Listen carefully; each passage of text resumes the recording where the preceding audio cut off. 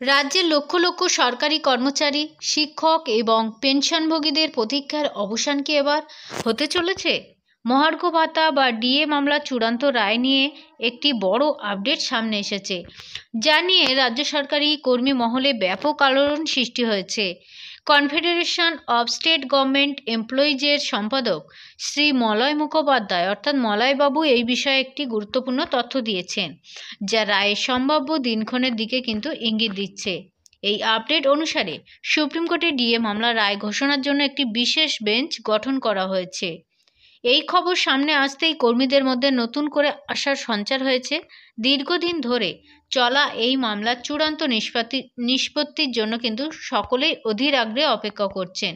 তাহলে বিশেষ বেঞ্চ গঠন এবং সম্ভাব্য তারিখ কবে? কনফেডারেশনের তরফ থেকে জানানো হয়েছে যে আগামী বুধবার 12ই নভেম্বর 2025 তারিখে ডিএ মামলার রায় ঘোষণা হওয়ার একটি প্রবল সম্ভাবনা রয়েছে। ওই দিন দুপুর 3টের সময় মাননীয় বিচারপতি সঞ্জয় করল, মাননীয় বিচারপতি প্রশান্ত কুমার মিশ্রের ডিভিশন বেঞ্চে এই মামলার শুনানি হতে চলেছে।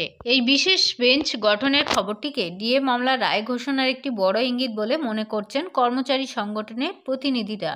তাদের মতে যে দীর্ঘ শুনানির পর রায় ঘোষণার জন্যই সাধারণত বিশেষ বেঞ্চ গঠন করা হয়।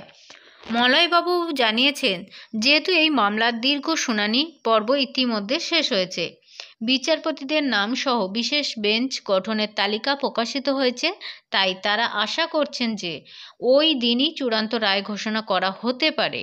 কেস নম্বর এবং অন্যান্য প্রাসঙ্গিক বিবরণ সেই তালিকায় কিন্তু উল্লেখ রয়েছে বলে জানান। তবে এটি একটি সম্ভাবনা মাত্র। চূড়ান্ত রায় ওই দিনই আসবে কিনা তা কিন্তু সম্পূর্ণভাবে আদালতের উপর নির্ভরশীল।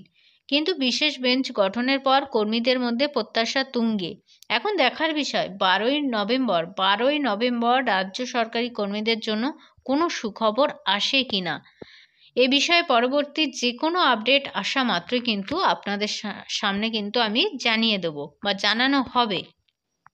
অনেক ধন্যবাদ সঙ্গে থাকার জন্য। পরবর্তী আপডেটের জন্য প্লিজ চ্যানেলটাকে সাবস্ক্রাইব করে সঙ্গে থাকবেন। ধন্যবাদ।